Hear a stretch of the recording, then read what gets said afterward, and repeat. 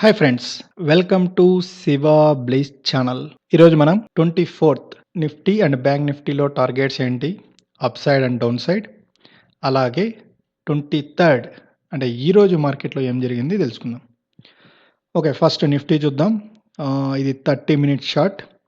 ఇక్కడ చూడండి, market morning 9 o'clockకి 23rd morning 9 o'clock నుంచి డౌన్ ట్రెండే స్టార్ట్ అయ్యి వచ్చి చూడండి, ఇక్కడ ఈ down trend first target first స్టార్టింగే ఇక్కడ వచ్చేసేసి UR2 మనం నిన్న చెప్పుకున్నాం. UR2 టచ్ అవ్వడం ఎక్కువ, అంతకంటే పైకి వెళ్తే 13,030 అనేది బిగ్ రెసిస్టెన్స్ అని. బట్ ఏ క్షణంలోనూ ఇది ఈ UR2 కంటే పైకి వెళ్ళలేదు. ఇక్కడ చూడండి, ఎప్పుడైతే అక్కడికి వెళ్ళిందో డౌన్ ఎంతవరకు వచ్చింది, ఈ బై సిగ్నల్ కంటే కిందకి వెళ్ళిపోయి, ఇక్కడ చూడండి దీనికంటే కిందకు వచ్చి UR1 కంటే కిందకు వచ్చి ఈజీగా డ్రాప్ అయిపోయింది. కానీ ఇక్కడ చూడండి, మళ్ళీ కిందకు ఒకసారి వచ్చిన తర్వాత మళ్ళీ పైకి వెళ్ళేటప్పుడు UR1 దగ్గర రెసిస్టెన్స్, ఆ తర్వాత చూడండి ఇక్కడ ఒకసారి రిట్రేస్మెంట్ వచ్చింది. బట్ అయినా కానీ ఇది కిందకి వెళ్ళి ఎప్పుడైతే సెల్ సిగ్నల్ అనేది మనం ఏదైతే సెల్ సిగ్నల్ ఇచ్చాం కదా, ఆ సెల్ సిగ్నల్ దగ్గరికి వచ్చినప్పుడు అక్కడి నుంచి బ్యాక్ వెళ్ళింది. ఎప్పుడైతే బిగ్ రెడ్ క్యాండిల్ వచ్చేసేసి ఏదన్నా ఒక సపోర్ట్ దగ్గరికి వచ్చి సపోర్ట్ తీసుకొని బ్యాక్ వెళ్ళిందంటే, నెక్స్ట్ గ్రీన్ క్యాండిల్ కానీ స్టార్ట్ అయిందంటే ఆ తర్వాత అప్ ట్రెండ్ స్టార్ట్ అయినట్టు. ఇది గుర్తుపెట్టుకోండి బాగా. ఎప్పుడైతే ఒక డౌన్ ట్రెండ్ స్టార్ట్ అయ్యి, అంటే ఒకవేళ కానీ బీరిష్ అనేది ఎక్కువ ఉండి అది డౌన్ ట్రెండ్ మార్కెట్ అనుకోండి, ఇలా వచ్చినప్పుడు ఇన్ కేస్ ఇలా గ్రీన్ అయితే మళ్ళీ కిందకి వెళ్ళిపోతుంది. కానీ అప్ ట్రెండ్ మార్కెట్లో ఎప్పుడైనా ఇది ఇలా కిందకు వచ్చి సపోర్ట్ తీసుకొని నెక్స్ట్ గ్రీన్ క్యాండిల్ క్రియేట్ అయ్యిందంటే, ఓకే, ఆ తర్వాత నెక్స్ట్ కన్సిక్వెన్స్ క్యాండిల్స్ కూడా ఎప్పుడే కానీ ఇది బ్రేక్ చేయకుంటే నెక్స్ట్ అప్ ట్రెండే. అది గుర్తుపెట్టుకోండి. బిగ్ రెడ్ క్యాండిల్ రిజెక్ట్ అవ్వాలి, ఆ తర్వాత గ్రీన్ క్యాండిల్ క్రియేట్ కావాలి. ఈ సపోర్ట్ కంటే కిందకి వెళ్ళకూడదు. అప్పుడు ఏంది, అప్ సైడ్ వెళ్తుంది మార్కెట్. బ్యాంక్ నిఫ్టీ కూడా చూస్తే చూడండి, ఫస్ట్ సెల్ ఆఫ్ జరిగింది. ఎంతవరకు 10:30 వరకు సెల్ ఆఫ్ జరిగింది. ఆ తర్వాత కన్సాలిడేట్ అయింది. బట్ బ్యాంక్ నిఫ్టీ వచ్చి ఈరోజు సపోర్ట్ ఎక్కువ చూపించలేదు. ఎందుకంటే ఎప్పుడైతే 29,440కి వెళ్ళిందో మార్నింగ్ అప్ సైడ్, అది అక్కడ విత్ స్టాండ్ కాలేకపోయింది. దానికంటే కిందకు వచ్చింది, మళ్ళా పైకి వెళ్ళడానికి ట్రై చేసింది, బట్ మళ్ళా కింద పడిపోయింది. ఇది బ్యాంక్ నిఫ్టీ అనేది కొంచెం వీక్ అయింది. ఎందుకంటే హెచ్డిఎఫ్సి బ్యాంక్ అండ్ హెచ్డిఎఫ్సి రెండు వచ్చేసి సెల్ ఆఫ్ జరిగాయి. ఈరోజు ప్రాఫిట్ బుకింగ్ అనేది జరిగింది ఆ రెండు కౌంటర్లో. ఈరోజు ఒక్క ఇండస్ బ్యాంక్ మాత్రమే పర్ఫామ్ చేసింది బ్యాంక్లో. ఇక్కడ ఇది చూడండి, అట్లీస్ట్ నిఫ్టీలో కొంచెమన్నా రెసిస్టెన్స్ ఇక్కడ చూపించింది, బట్ బ్యాంక్ నిఫ్టీలో అయితే చూపించలేదు. మనం ఇప్పుడు కానీ చూస్తే ఎస్జిఎక్స్ నిఫ్టీ 42 పాయింట్స్ మైనస్లో ఉంది. యుఎస్ మార్కెట్స్ డో వచ్చి 217 పాయింట్స్ అప్ ఉంది. ఆ తర్వాత నాస్డాక్ వచ్చేసేసి +7 ఉంది. ఎస్ఎన్పి +10 ఉంది. ఓకే, ఇప్పటి వరకు అయితే ఇలా ఉన్నాయి. మనం వచ్చి నిఫ్టీ అండ్ బ్యాంక్ నిఫ్టీలో up side and down side target చెప్పుకుందాం. ఇప్పుడు మనం Nifty by signal and up side and down side targets చెప్పుకుందాం. ఇక్కడ చూడండి, 12,945 కంటే అప్ సైడ్ ఉంటే, అంటే UR1 దగ్గరలోనే ఉంది, బట్ ఇప్పుడు వచ్చి 12,926 దగ్గర ఉంది. ఇన్ కేస్ మార్కెట్ వచ్చి 12,945 కంటే పైన ఉంటే, ఫస్ట్ టార్గెట్ వచ్చి ఫస్ట్ రెసిస్టెన్స్ జోన్ 12,961 దగ్గరే ఉంది. దానికంటే పైకి వెళ్తే ఈసారి ఖచ్చితంగా 13,016 రీచ్ అవుతుంది. ఓకే, ఇదైతే బిగ్ రెసిస్టెన్స్. ఇక్కడ నుంచి రివర్సల్ కావచ్చు, ఛాన్సెస్ కూడా చాలా ఎక్కువ. దీన్ని కానీ బ్రేక్ చేస్తే నెక్స్ట్ 13,084, దాన్ని కానీ బ్రేక్ చేస్తే 13,168. ఈ రెండు టార్గెట్లు రేపైతే రీచ్ కావనే అనుకుంటున్నాం.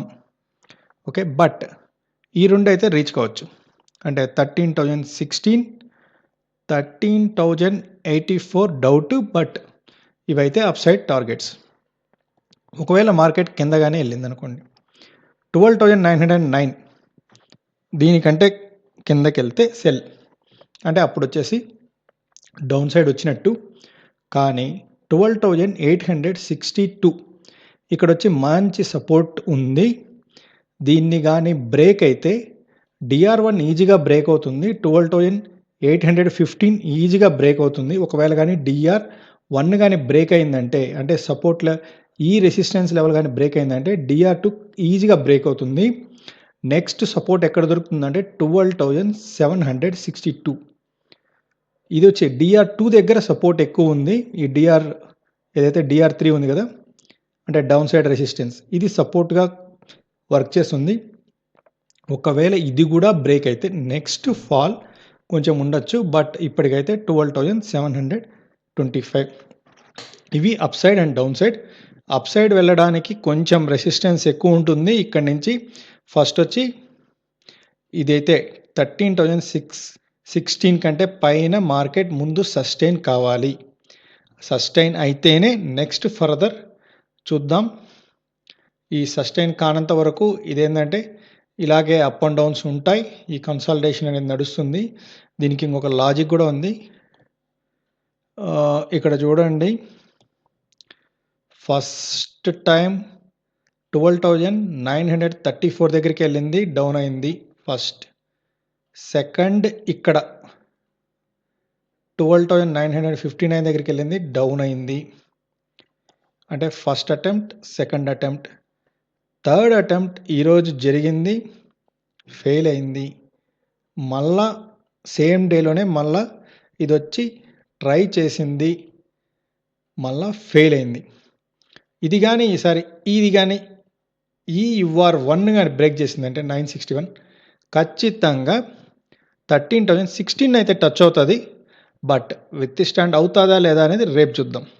ఒకవేళ రేపు కానీ ఫెయిల్ అయిందంటే ఇది కానీ బ్రేక్ చేయడం కొంతవరకు డౌన్ఫాల్ ఉండొచ్చు. ఎందుకంటే బ్యాంక్ నిఫ్టీ ఫస్ట్ టైం -211లో క్లోజ్ అయింది. అంటే ఫస్ట్ టైం వచ్చి బ్యాంక్ నిఫ్టీ నెగిటివ్లో క్లోజ్ అయింది.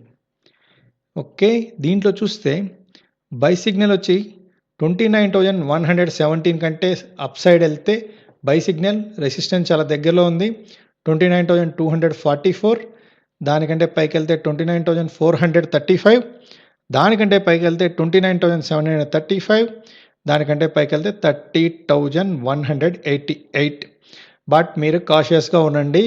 బ్యాంక్ నిఫ్టీ కానీ ఒకవేళ కానీ వీక్ అయిందంటే నిఫ్టీ ఆటోమేటిక్గా డౌన్ ట్రెండ్ తీసుకుంటుంది. ఇక్కడ చూడండి, DR1 వచ్చి 28,666 ఫస్ట్ టార్గెట్ డౌన్ సైడ్కి. ఆ తర్వాత DR2 వచ్చి 28,450, DR3 వచ్చి 28,156, DR4 వచ్చి 27,909. ఒకవేళ bank Nifty down trend start అయ్యి ఒక 300-400 పాయింట్స్ డౌన్ అయ్యి ఆ తర్వాత ఒక 1 or 2 అవర్స్ డౌన్ ట్రెండే ఉంటే ఫర్దర్ వీక్నెస్ అనేది స్టార్ట్ అవుతుంది. అంటే ఒకవేళ బ్యాంక్ నిఫ్టీ డౌన్ అయ్యి, అంటే DR1 బ్రేక్ అయిపోయి DR2 కంటే కిందకు వచ్చి ఈ సరౌండింగుల్లో ఒక హాఫ్ అన్ అవర్ 1 అవర్ కానీ అప్ సైడ్ వెళ్లకుండా డౌనే ఉంటే ఫర్దర్ ప్రాఫిట్ బుకింగ్ ఖచ్చితంగా ఉంటుంది. ఎందుకంటే దానికి కొన్ని ఛాన్సెస్ ఉన్నాయి. RBI వచ్చేసి కొత్త రూల్స్ కొన్ని ఇంట్రడ్యూస్ చేసింది. ఇండస్ట్రియల్ బిగ్ బ్యాంక్ అంటే ఎవరైనా కొన్ని ఇండస్ట్రీస్ ఉన్నాయి కదా, బిర్లా, ఆ తర్వాత టాటా, వీళ్ళిద్దరూ వచ్చేసేసి కావాలంటే కొత్త బ్యాంకును, అంటే ఇండస్ట్రియల్ బ్యాంకును ఒకదాన్ని కావాలంటే దానిలోకి వచ్చేసి పర్మిషన్స్ ఇస్తాను అనేసి RBI చెప్పింది. అది ఎంతవరకు ఇప్పుడు ఆల్రెడీ ఎగ్జిస్టింగ్ ఉన్న బ్యాంకులకు ఎఫెక్ట్ ఇస్తుందో చూద్దాం. ఓకే, అదొక న్యూస్. ఆ తర్వాత కోవిడ్ కేసులు కూడా కొంచెం ఇండియాలో కూడా పెరుగుతున్నాయి. నెక్స్ట్ 1 వీక్ వచ్చి ఫర్దర్ మొత్తం అంతా అబ్జర్వ్ చేసి మహారాష్ట్ర వచ్చి మళ్ళా లాక్డౌన్ 2.0 వెళ్ళాలని ట్రై చేస్తున్నారు. చూద్దాం మరి. ఒకవేళ అలా లాక్డౌన్స్ ఏవైనా రిస్ట్రిక్షన్స్ కానీ స్టార్ట్ అయితే అప్పుడు మన మార్కెట్ మీద ఆ ఎఫెక్ట్ ఉంటుంది. ఇక్కడ మనం Nifty and bank Nifty by signal and cell signal, up side and down side ఇక్కడ టార్గెట్స్ ఇచ్చుకున్నాం. అలాగే బ్యాంక్ నిఫ్టీకి కూడా. Thank you very much friends. మీకు కానీ ఈ వీడియో నచ్చినట్టయితే లైక్ చేయండి, కామెంట్ చేయండి, షేర్ చేయండి, సబ్స్క్రైబ్ చేయండి.